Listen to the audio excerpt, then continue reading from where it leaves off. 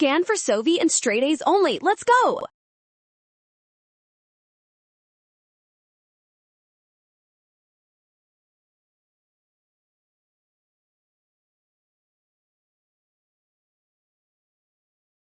First, calculate the total moles of hydronium by multiplying the volume and molarity for both hydrochloric and perchloric acid.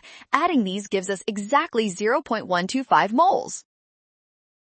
Next, identify the final total volume of the mixture. The problem states we dilute the entire solution with distilled water until the total volume reaches exactly 500 milliliters total.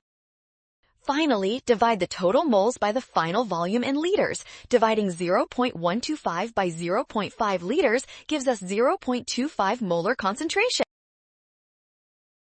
Well done! Option C is correct. Scan the code. You can learn better with Sovi. Watch your signs and avoid any rush.